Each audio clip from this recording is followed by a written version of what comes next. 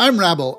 I was part of the founding team, lead engineer at Twitter, and now I'm trying to figure out how do we fix social media. I'm Alice, a longtime communicator and marketer in Silicon Valley who strives to make technology accessible to everybody. Hi, Rabble.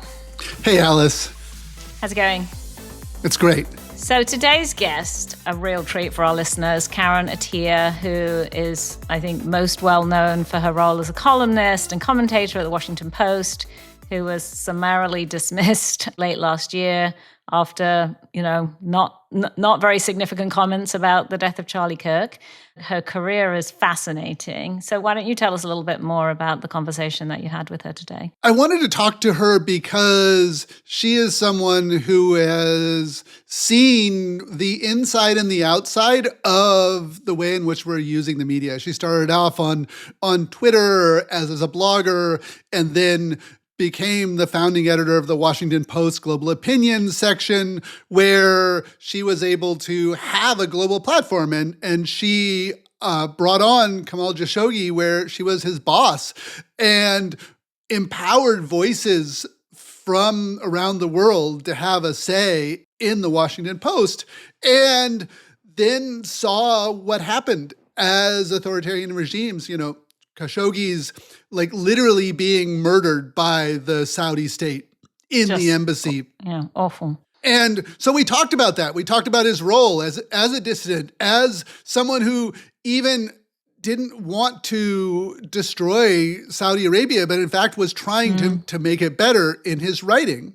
And then we get into her discussion about the role of what it is for a billionaire to own something like the Washington Post, and the role of tech in the media, and the role of tech in politics, and the way in which all of these tech billionaires in 2016 were all about the resistance and the Women's March and resisting Trump. And then they supported Black Lives Matter and Pride marches, and the way in which that gets turned around. And now they're buckling down to this power. Now they're supporting this kind of authoritarianism. And this leads to her getting fired from the Washington Post for very benign comments about indirect relationship to the Charlie Kirk assassination. And she's currently in arbitration to try and get her, her job and position reinstated. But while she was pushed out of that and pushed out of Columbia, where she was teaching,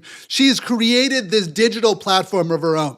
She's created a massive newsletter and podcasts and interviews and social media content, and a resistance summer school, which is actually teaching people about the history of stuff and engaging it. And so instead of teaching at Columbia or writing for the Washington Post, she now writes for herself, and she now runs her own online education platform. And so to me, that's the story of someone who has gone up against authoritarian institutions and figured out what she could do inside the institution.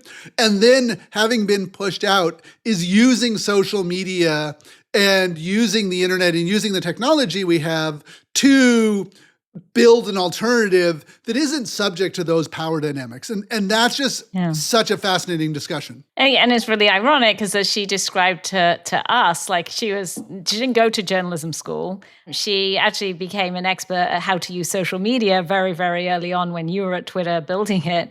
And that was what she was brought into these publishing companies to do, is to set up their kind of digital and social strategies and teach them how to make the most of it. And so she's kind of gone full circle to now doing that for herself independently. And as you said, sat at the same table, rubbed shoulders with, Jeff Bezos on many occasions, and was in the inner sanctum, and now is very much not. And I love how she describes herself as a writer and a fighter. So let's take a listen.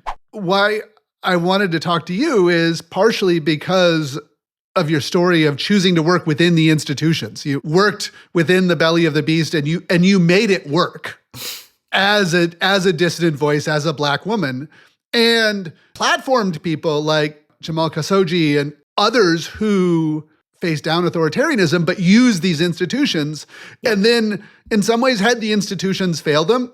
The fascinating thing for me is both how you were able to be successful within these institutions, and then how you've taken on Blue Sky and Twitter and use Substack and your summer school and all of these other things where you've now taken on all these different technologies and you're using them as someone who has been pushed out. And what it means, and then what do we mean about the public discourse, and what do we do to it? And then also, Bezos is part of this sort of billionaire class of tech executives who, like, he literally put "Democracy Dies in Darkness" on the Washington Post and was all about DEI and all about the resistance until he was like, oh, actually, Trump's going to regulate me and I'm going to make a lot of money off of this. I'm going to completely change my tune. I've been very frustrated myself in seeing fellow tech executives flip their view, where they were like, oh yeah, we're totally progressive and Black Lives Matter and everything else. And then they're like, oh, screw DEI. Let's just, platform white men and authoritarianism and ICE and everything else. Mm. You have an experience of having seen both sides of that in the institution. Yeah. So inside outside game. Yep. No, this is great. And I love that you're coming at this from a tech perspective, because even before I started in journalism and I was like a tech geek, or I was just like a nerd about technology, and I'm old enough to remember when everyone was looking at the mobile phone and the sort of citizen journalism of it all, right? And companies were pouring money into, particularly post-Arab Spring, actually. Yeah. We're pouring money into this idea that people in general could capture what was happening in the world and broadcast it without having to go through the gatekeepers, right? And so to me, that's even getting on Twitter in the early days in 2008 or so. Which was really early for Twitter. Yeah. That was the first year that we got any kind of real adoption. And who taught me how to use Twitter was Ghanaian journalists. When we were covering... Really? Yeah. I was on a Fulbright and I was studying radio broadcasting. And this was during a very contentious election in 2008. And these Ghanaian journalists were like, hey, there's this thing called Twitter that we're using to update we're using for our journalism to update people at the polling sites, to get results at the polling sites and upload those results and use that almost as a check to what would eventually be their media houses polling and tallies and all that. And I was like, what's Twitter? This is interesting. Okay, so it was Ghanaian journalists who taught me how to use the tool, and ever since then I was like, this is cool. This is gonna help journalism also. I just and ever since then I was hooked on Twitter, and I used Twitter for my own purposes to document what was happening in grad school. And that's actually how I met Jack Dorsey once. I was live tweeting. I was live tweeting during one of his, he was giving a conference at Columbia, and I was live tweeting a storm, and they ended up putting my tweets on the leaderboard or something. And that's how I ended up getting jobs. Oh, she knows how to use this. So that's... Technology has always been, or Twitter very specifically, has always helped me get into the establishment, helped me kind of, it was a Trojan horse of sorts. And they were like, oh, we like your Twitter skills. And then I'm like, excellent, I'm in. Just a quick interruption to ask you to follow revolution.social on your podcast app of choice or on YouTube.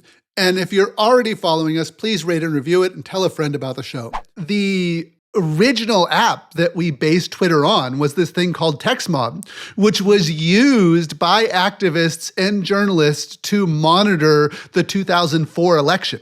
Twitter's original company was a podcasting company. I don't know if you knew this. It was called Odeo. And we were trying to democratize radio, and we went to NPR and we said, look, we're podcasts. And everyone's like, no, we have radio stations. Why would we need to distribute our radio programs over the internet? No one will listen to radio programs over the internet. But it turns out that people do listen to podcasts. Who would have thought? I know. Who would have predicted that?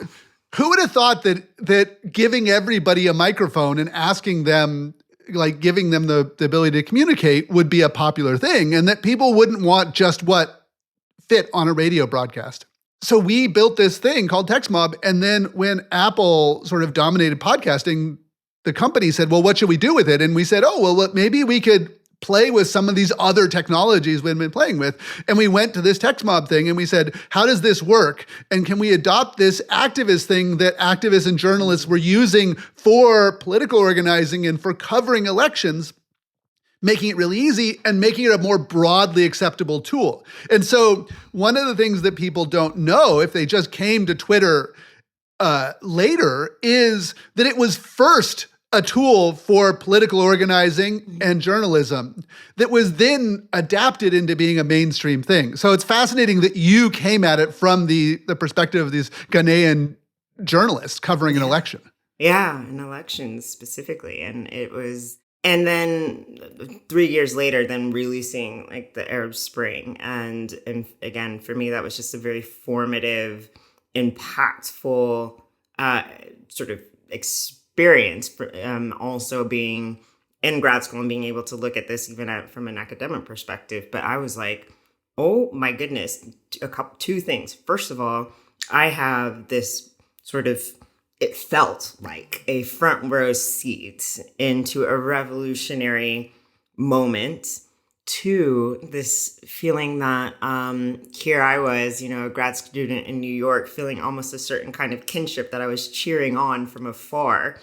These young people who could You felt part of it. Yeah, I felt like a part of it and that they were taking me through this. And even though I was, absolutely nobody, just a grad student, I found myself kind of turning on my journalistic instincts perhaps at the time. I never went to journalism school, but I felt a desire, a need to, in my weird way, to help. It was during, I guess I would say maybe this techno-optimist time. So again, around like 2010, 2011, 2012. At the same time this was happening, of course, we had, the massacres going on in Syria, right? So like already you're seeing, and I remember Evgeny Morozov, who at the time wrote The Net Delusion, who was already sort of the tech skepticist, right? That like, that just because if the people have this tool, that's great. But you know who else could get the tool? Governments and bad people.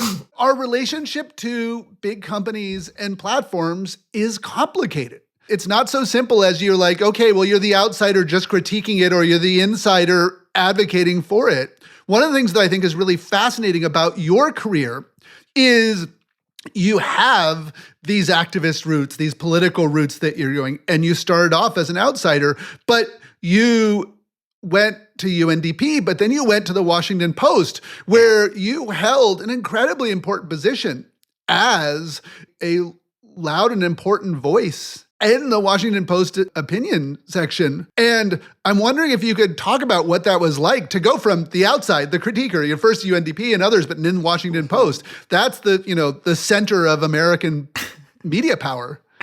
Yeah, it's I'm still almost having my retrospective like narrative film montage in my head as I'm thinking through all this these days, and it is very true. I was very much a no pun intended rabble rouser about global development and Washington and foreign policy, and then that was my first job was actually to try to make the Washington Post opinion section be better at the internet. And at that time, that meant being better at Facebook and particularly better on Twitter.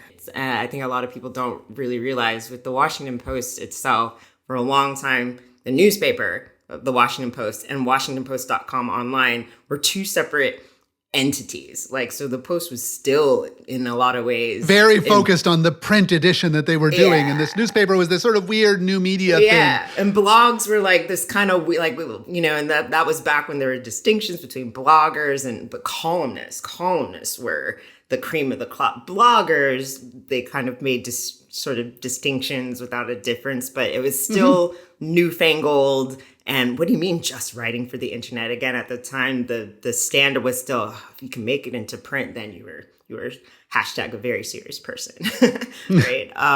But yeah, I got in there, and probably like within my first months, they were like, if you want to write, you can. And I was like, I will write every chance I get. So I was writing a lot of, Africa policy, like critiques. I was particularly like bringing in my perspectives or just the gaps. Again, I'm a daughter of African immigrants. I have long seen Africa as a continent, as a place that has long been misrepresented, if not outright ignored. So I think I went in already with a mission to uplift stories, to fill those gaps, particularly in the quote unquote, coverage of the global South, right?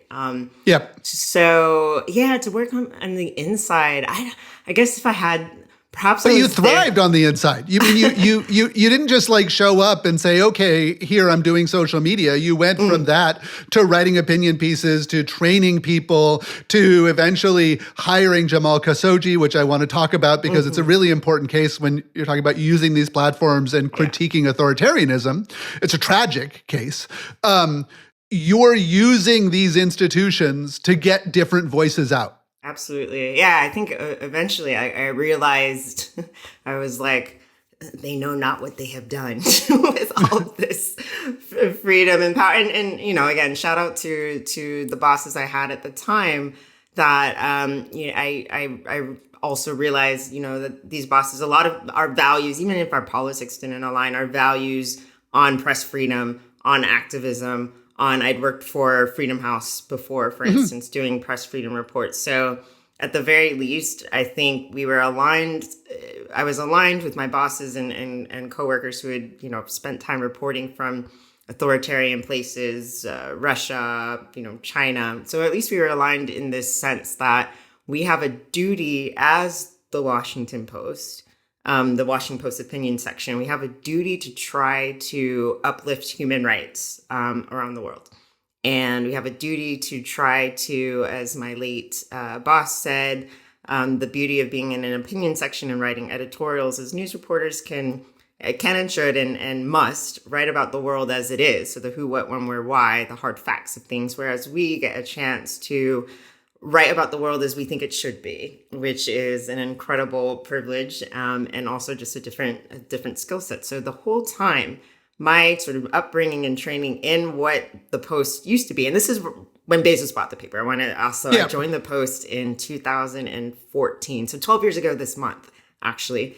Bezos had just bought the paper, so there was an infusion of optimism and cash. Part of it was looking at a world of failing media institutions and saying these tech billionaires might be able to infuse capital into these things where they don't need the same return on investment, but they believe in an open and democratic society with like serious debate about issues. Yeah. And we might be able to have these institutions which were in some ways undermined by tech and the internet destroying the advertising model, the print model. Right. Maybe they could come back and infuse and help save these. And, Chris Hughes went and bought New Republic, and he wasn't, Bezos wasn't the only one who sort of did this round of investments. Yeah. And again, I don't separate, looking back on the retrospective of it all, I don't separate Bezos, buying the Post and also Zuckerberg at the time with Facebook, also playing a huge roles in elections everywhere and in democracy everywhere. And again, Twitter at the time, Twitter and even Periscope, like it felt very much like tech was trying at least to align with journalism, with openness, with, information that people could readily use to be able to participate in democracy. As well as, if that was 2014, 2015, then we're seeing, the hashtag like global activist or activism. So even, bring back our girls, the kidnapped Nigerian girls who were kidnapped by Boko Haram. That was one of my first stories actually that I did when I first joined, was about global sort of awareness and activism that was heavily impacted or was native to what Twitter was at the time. So again, like you said in the beginning, it was this, for me, like almost like this perfect kind of conditions of at least my skill set.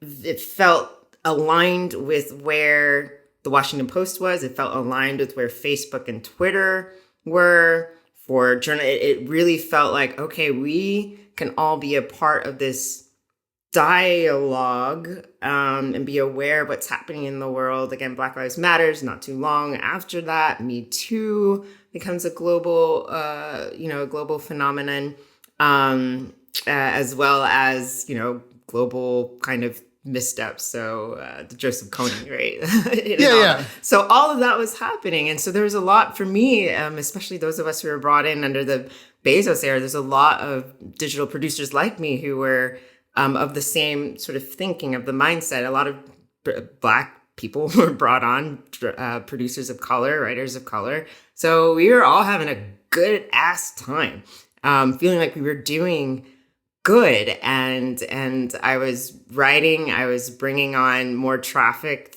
to the Washington Post website through the work I was doing with social media, which they liked, obviously, increased traffic. But, and then that just led to them trusting me with being able to bring on voices from Twitter to write for us, being able to recruit, for me to be able to monitor to an extent what was happening around the world because of the social media, or because I was monitoring through Twitter. So I was able to bring that into the Washington Post that they were dazzled by, just outside of the realms of, again, very certain Washington type.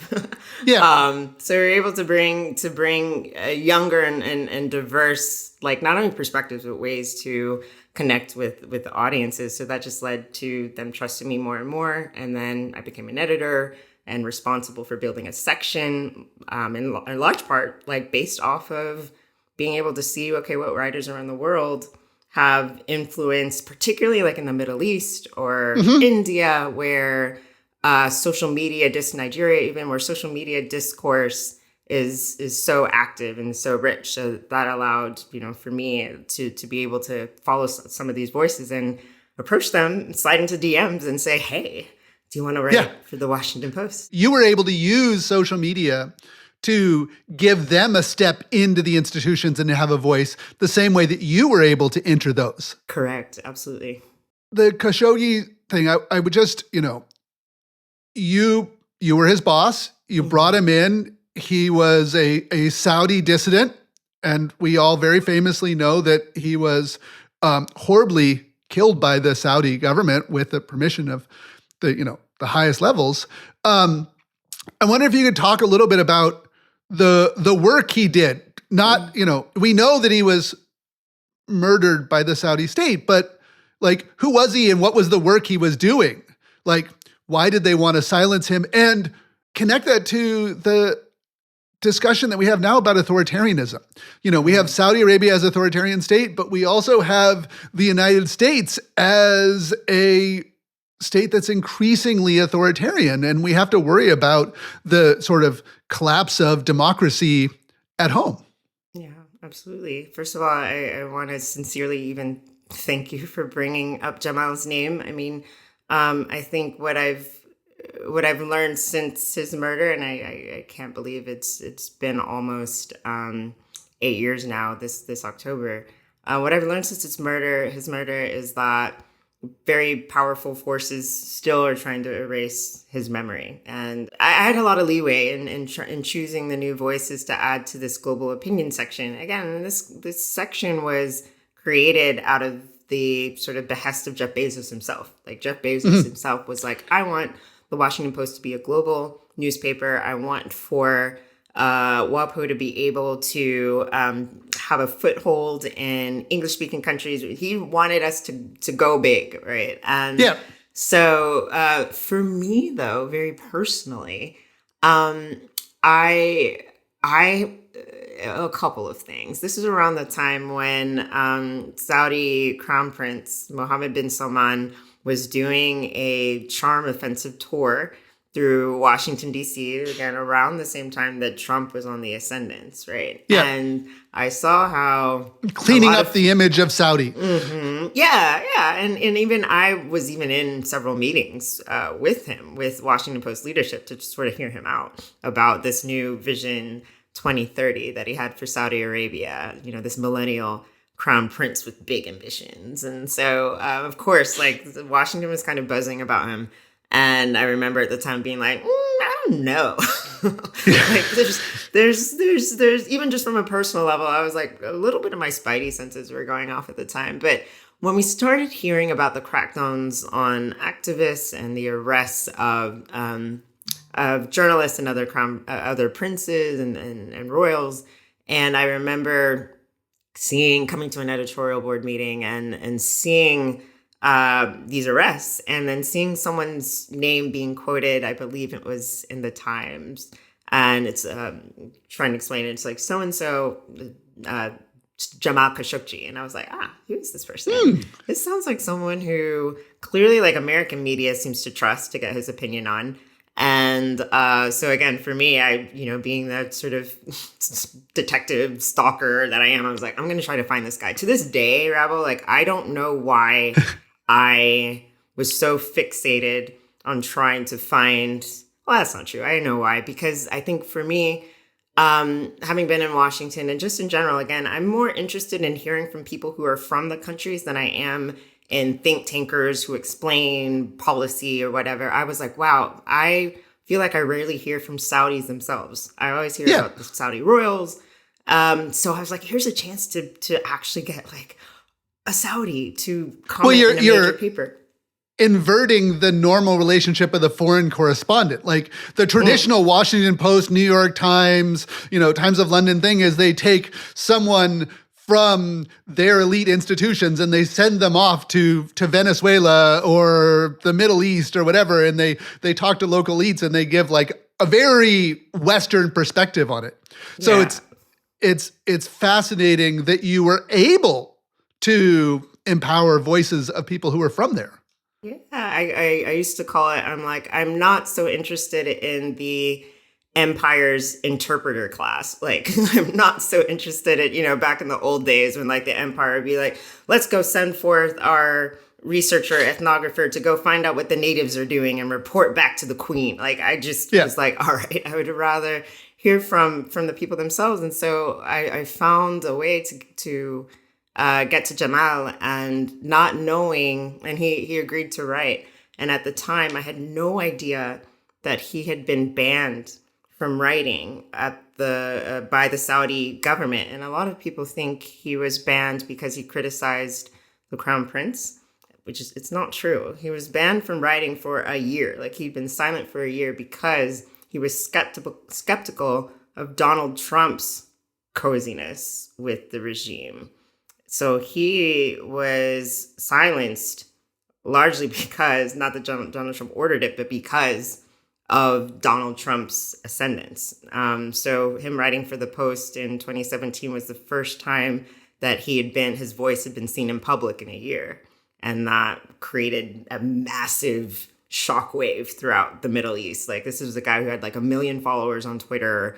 He'd been a longtime advisor, very, very, very well known. He'd been silenced, and the fact that he popped up in the Washington Post, and I remember seeing like this going viral, and I didn't quite understand it. I was like, whoa, like, this is shooting to the top of our most read. And then I was like, cool, let's keep going. Let's translate this into Arabic. and I remember really go after them on that. Jamal was energized by the response. He was a true writer's writer. He loved to write, and he hated being silenced, even though his family was under threat. They warned him about writing. He did it anyway. And he was the one who just said, Arab people deserve to read in their own language. And especially in Washington, where so many decisions are being made that not only affect lives of people in the Middle East, but destroy lives in the Middle East, it's only fair and right and ethical that people in the Middle East should be able to read what Washington is saying and doing about them. So that was the ethos behind it. So in our year working together, it was almost like we were seeing like this rise of this crown prince who was starting to become more and more and more authoritarian, erratic, brutal. While Jamal was wrestling with being in this exile, he was living in DC or in Virginia specifically. So for me to work with him was to, and we'd meet for lunch and things like that. It was to work with someone who had experienced what it was like to be very close to power, and then just like that, be on the outside, and just like that, be cut off from everything that he knew. And I think, to your question, and it's an astute one, because now for me with hindsight, I recognize that what Jamal was writing about, like this encroachment of like norms just being broken. He was just like, okay, Saudi Arabia wasn't like this paradise or utopia, but like, okay, this is a bad path. This is a bad path. This is a bad path. More and more sort of shocking. It doesn't happen all at once. I mean, that's the thing that we are seeing around the world. We see it in the United States, but we see it in many other countries too, is, it doesn't go like, oh, all of a sudden you have a healthy, vibrant, democracy with, powerful civil society and different interests where you have a public debate and, a fourth estate, to all of a sudden, like, you have an authoritarian regime where the state murders and assassinates its critics. Like, those don't happen just one to the other. It happens in 10 million little steps. Correct. Of norms and systems that hold society together and then fall apart. Yeah. And for me, it was, I mean, working with Jamal, you see the actual personal toll of it all. He was depressed. He was, his family was put on travel bans for him writing. And I remember him both being excited about the fact that the Saudi embassy was paying attention to him being in the Washington Post, but on retrospect, perhaps we realized like, ooh, they probably saw this as a massive, massive threat. There were very few other voices who, even for Jamal, he wasn't a fierce critic. He actually didn't really like being labeled as a dissident. He was like, I actually want to help advise from afar this crown prince because I think he's getting bad advice. Like, he was very almost, maybe some people would say naive, but he was very sincere in hoping that even if he was just to advise, like from exile through his work, that maybe they would listen, right? And I've argued this in The Guardian, that I actually think, as much as people are comparing what is happening in the US to Nazi Germany, let's say, which, I get it. It's just, it's in a very available. It's the thing that Americans know. Like, if we look at, right, if we ask Americans, okay, what's your example of authoritarianism? It isn't these 10,000 other examples around the world in history or the things that exist in today contemporarily. It's this one thing from, 70 years ago that was Nazi Germany, and you don't see the way it plays out today. Yeah, absolutely. And, again, I don't discount like why that's a thing. But I think, on retrospect, when I think about not only what happened to Jamal, but what is happening even to me at the Washington Post. Well, right? that's the parallel I'm curious about. Obviously, the Saudi state has a different set of norms. They broke their own norms. They murdered him, and you weren't hurt in that way. But you had your class at Columbia canceled because of your speech and because of this backlash. You were fired from the Washington Post, not around, after Charlie Kirk was killed, without even like glorifying it or saying that we shouldn't mourn him, just critiquing the culture of some violent white men and the way in which they're playing in society. Like, I was, in terms of the Washington Post, I sat next to Bezos at like dinners. I was paraded around, won all of these awards. It was like at the inside of the inside in so many ways. And now to find myself in a certain type of professional exile, I just think about how quickly, like power, the way institutional power works, it's a very parasitic and vulture, a type of a vulture, right? Like we were talking about earlier, when talking about democracy and freedom and human rights, they could extract value from that. They did that. Now, when they can extract value from appealing to forces of dominance, of authoritarianism, they're going to extract from that. And I guess now I just basically I see Jamal's trajectory.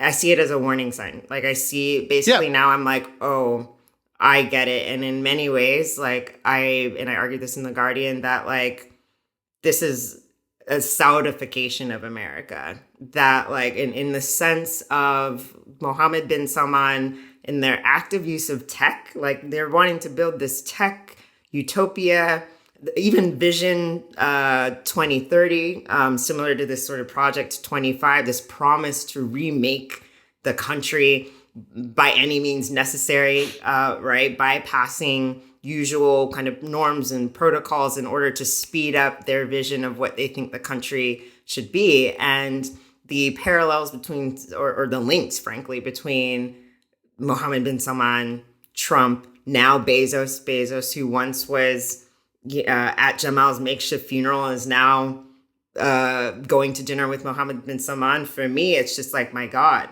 this is how the world really works. And so, yeah, to your point, I guess it's given me a new and tragic in many ways ending to my book, and in a way like a tragic ending to what the Washington Post was. I think the Washington Post did do amazingly by Jamal. By like, we refused to let it go. We created a columnship in his honor. And last 2 weeks ago, and I'm sitting in arbitration contesting my own firing after, being paraded around as the Post's beacon of press freedom, I'm having to defend my own voice. And sitting in the arbitration, and we asked them, well, they claimed the Charlie Kirk shooting was this massive security threat. And we had to ask the Post leadership, or my lawyers did, well, what about Jamal? Like pretty much. I mean, or just, the question was, have you ever had any other employees hurt or killed doing their jobs? And they had the audacity to say, nope. That's crazy. Like the double speak there. I had to sit and listen to that. Yeah. That's horrible. But one thing I think is really, to me, inspiring is you did not lose your voice. Like, you have your Substack, The Golden Hour, which is reaching a large audience. You have huge audiences on, Blue Sky and Instagram, Threads. You're still on Twitter. I'm just going to always dead name it. It's always Twitter to me. I agree. It's always going to be Twitter to me. You're building an alternative. You're building your own space. You're building your own path to your audience. And you have your Resistance Summer School, where you have taken the idea of teaching away from this elite institution and now running a massive online education. I wonder if you could talk about what it's like to go from existing on institutional platforms to being able to create your own audience, have your own relationship without the support of the institution, but also without the negative pressures of it. I guess fundamentally, I see those of us who are in the knowledge space or information workers. So I consider journalists, educators in that space. Like ultimately, we are trying to give people history, context, give people information and knowledge so that they can be aware of where they come from, where society is, and maybe encourage imagination into what we can do, going forward. So I think very fundamentally when my class was canceled at Columbia, especially, in the wake of the Trump administration, I mean, part of it was emotional, obviously. I'm just like, oh, these cowards, I don't see why I should be waiting for permission from these institutions that are caving to Trump. And ultimately, I think the basics of it all is ultimately what I'm doing is just talking to people. Why should I have a massive institution? Like, that's all a lecture is, really. It's just I am talking and presenting information in sort of a certain way or packaged way. And there are people who are wanting to listen.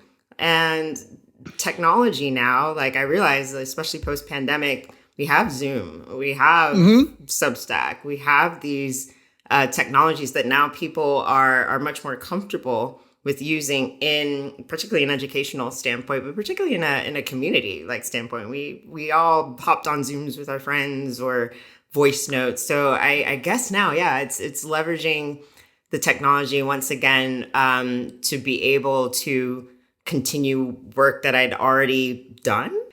So I saw technology and the ability to, even set up, payments. And I had someone who was helping me even just with, we designed a quick website and quick links. And then I had like a few weeks to refine the syllabus to get guest lecturers who were like, yeah, sure, we'll jump on Zoom and lecture. And yeah, we had a 6-week, like it was a proper course. And so I enjoy, and maybe this is from my days as an editor, like I enjoy curating perspectives. Like I enjoy curating like all of my smart writer friends that I know. Like I don't see it as so different curating writers who can give their perspective versus bringing on guest speakers who can curate like their perspectives. And I really enjoy like the students. Students aren't quite the same as an audience, obviously. I didn't have homework, so we didn't have that. But like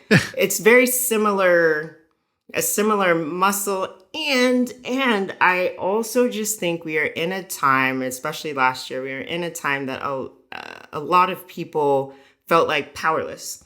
And they felt that like we can't hit back at Columbia, like we can't hit back at the Washington Post. But what we can do is learn the banned content that they seem so afraid of with you, Karen. But I also saw that people were like, people want to make friends. People want to be in community. Like people showed up because week after week, because it was an appointed time, people showed up because they were just like, we want to be a part of building something, building the new world, whatever that looks like. When I started seeing your stuff about the Resistance Summer School, one of the things that really stuck out to me is how much it's a modern version of the Highlander Folk School, which is, Septimus Clark was there and she had Martin Luther King Jr. teaching and she had Rosa Parks as a student. It was the school that predated the civil rights movement. It was through education that brought people together in a room. And now we're doing it in a digital way. Yeah, for sure. And same with, in Eastern Europe, the flying universities when academics were under threats. For me, like I personally, even in the motto that we adopted, "A luta continua," the struggle continues, which is the rallying cry of the Mozambique anti-colonial resistance. So they, while they were battling the Portuguese forces, they were setting up bush schools. Like they were literally going into the bush and developing models to give access to education to like soldiers, to young women who had married young and had to forget their education. And they used systems of the educators who were from the community. They didn't have the credentials. I haven't had teaching, formal teaching credentials, but it was almost like anyone who had solid knowledge and the willing to share, they would barter food and shelter with each other. So for me, I'm just like, this digital bush school, in many ways, that'll be safe. Like, I think part of it is just like, I wanted to create safety for myself, right? Like, I was and am tired of being canceled. Like, and I think, again, even for, transferring skills from the Washington Post, a lot of the writers that we would end up recruiting for Global Opinions were writers that had been chased out of the media space in their country. Jamal Khashoggi being probably the most famous, but a lot of the writers, Vladimir Kara-Murza, were dissidents whose views were being challenged and banned. So I guess that spirit for me is like, and maybe also because I'm a daughter of a war refugee myself, that I think very deeply about how to create safety in times of war, frankly, which is what I see. I see this as us being at war right now, for ideas and for imaginations. So this is my best shot at shelter. The very conception of what is society and who gets to participate and what values do we have, what future do we take, is like there is a debate right now over the viability of democracy itself. And it's easy to sit in the Western world and be like, in the United States or in Europe, and be like, look, democracy is the norm, freedom of press is the norm, being able to be a dissident is the norm, having civil society that has things where, and even where people could do business without complying to the state and, sort of doing what the government wants. And what we see now is this other model being there. And one thing that has worried me a lot, and, is part of the reason I do this work, is we have this element of technology. We have these social media. We have the ability to do your own newsletter and set up your own website and do your own payments. Like you talked about being able to collect payments and everything else. And yet there's a precarity to it. Like, most payments go through MasterCard and Visa. And they're not shutting down a summer school just yet, but they do block things that they think they don't want to cover. Like, the reason that porn sites are charged 20 or 30% payment processing fees is because they have to go through very sketchy ways of doing it. And there's nothing to stop in our current set of norms losing the norm that dissidents can make payment processing, or that Apple will let us have, Apple and Google will let us have these apps in the App Store. You have two companies that control our speech. So what I'm sort of curious, you are using these tools to organize, and you have spent time both very inside the Washington circles of power and all of these authoritarian countries or semi-authoritarian countries or countries where people are struggling with these things. Where are your thoughts on how do we build this alternative, and how do we build a resistance that's not going to get toppled?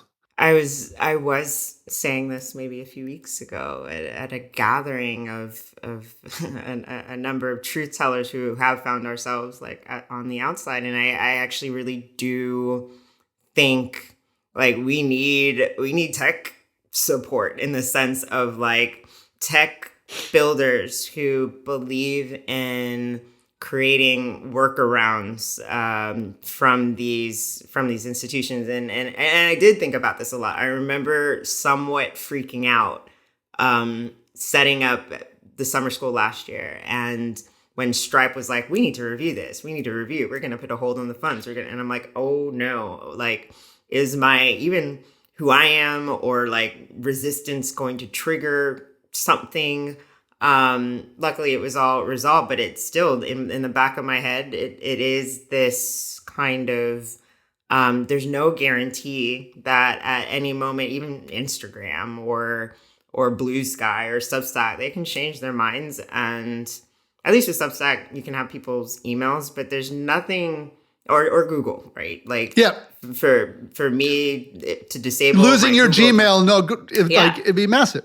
It would be a huge hit, right? And so even I still think about I am still vulnerable. I'm visible, but visibility is not the same as protection, right? And so I would love, and maybe this is just something that I just need to do more diving and research with RSS, with the Resistance Summer School or Study Series. Like I was very, very conscious of not using tools that that had troubling TOS that could say, okay, we reserve the right to take down your content at any time. I avoided building out on a lot of learning platforms specifically for that. But yeah, I feel like right now we're up against techno-fascists.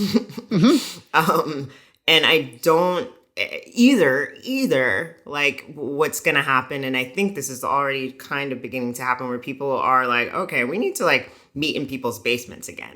Like we need to like like the face-to-face stuff. We need to, and I see this discussion a bit also with black organizers and black activists, that it's like, it's time for us to go offline because visibility, we've actually seen how visibility has been used against us. Some of the time we should be online and some of the time we off. Like the first time we met actually was with Rudy Foster, who is the creator of Black Sky.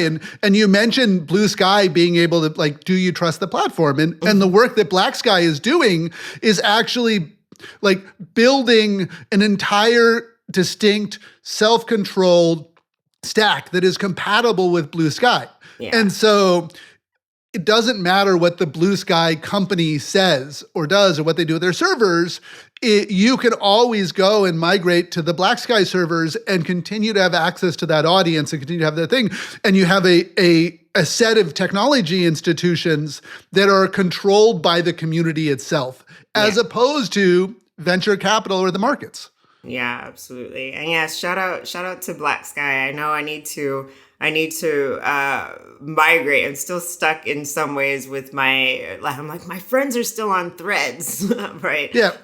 But yeah, Black Sky is an example of what is possible, when folks are building their own, for sure. And I also just think in general, though, and this is part of the reason why going into like more education space is important right now. Not if not only for the fact that just what's happening in the news right now. Yes, journalists are great. Journalists are trying to save the world, but the journalists are only as good as the education that they've received. And I tell everyone in my class, all of us have been lied to. We've all been fed an incomplete version of our history, of American history. It's been whitewashed, and it's okay that we're going back to the drawing board, right? So sometimes my issue with social media is that it's conditioning folks to only get the sort of bite-sized and often kind of rage bait, reactionary commentary, which has its place, sure. But I think for me, being able to at least carve out spaces through Substack and through RSS that allow for me to connect with people who want depth and who want friction and who are willing to wrestle with these very questions that are actually not new, as far as authoritarianism and fascism. I'm from Texas. I grew up in the South, so fascism was just, as Langston Hughes says, fascism is a new name for the terror the Negro has always faced in America, right? So it's definitely all that to say is the pluses and minuses to how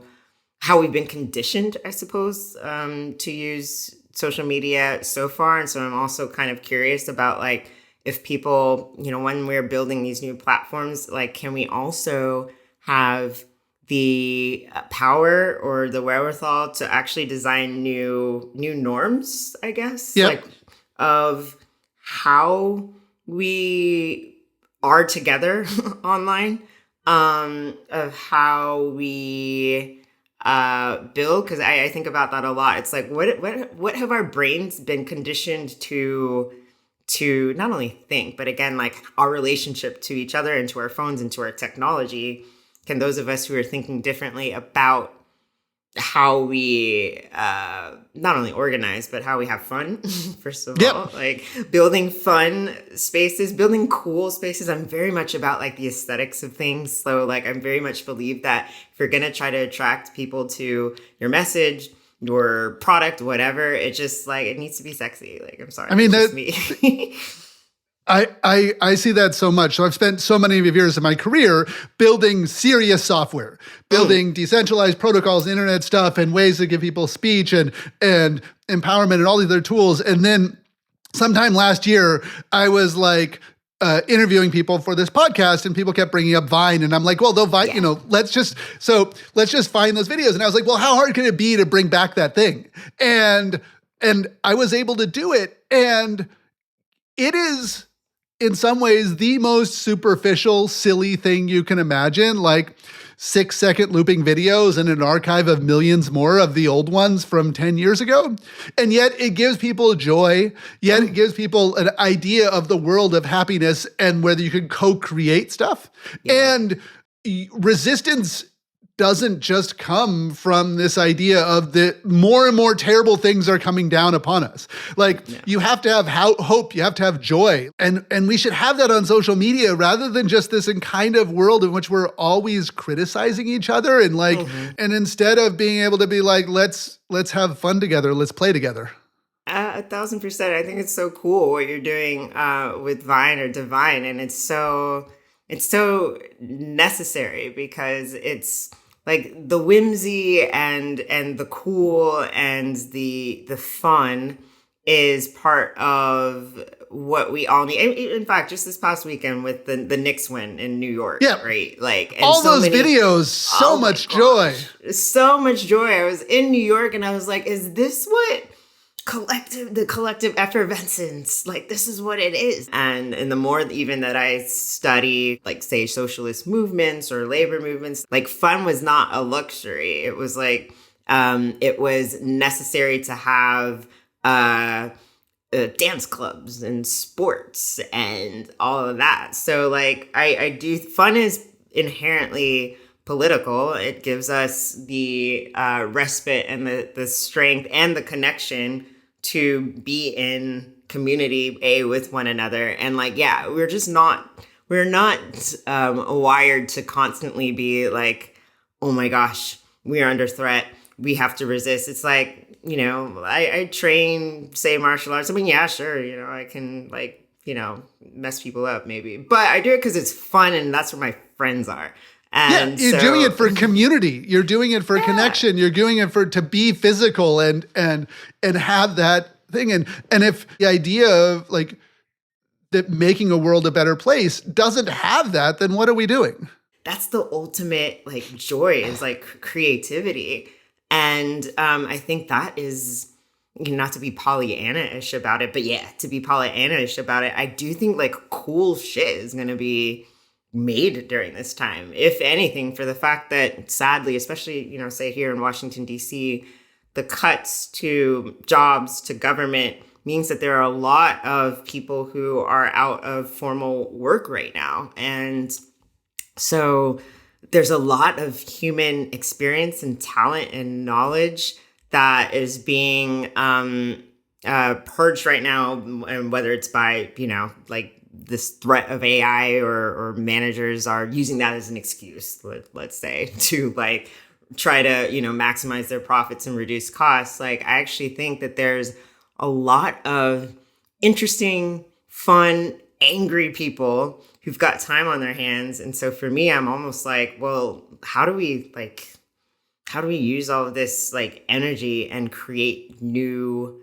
stuff? Or as you're doing, I actually think this is a really, really, really important time to preserve, to archive. We've seen, back to, fascism and to particularly this administration. One thing that authoritarians love to do is to erase history. Jason and they Stanley. went through the institutions, and they edited web pages, and they went into museums, and they went to the NSA and NASA and pulled the photos of Black people off of the walls because they wanted to pretend that they had not been there.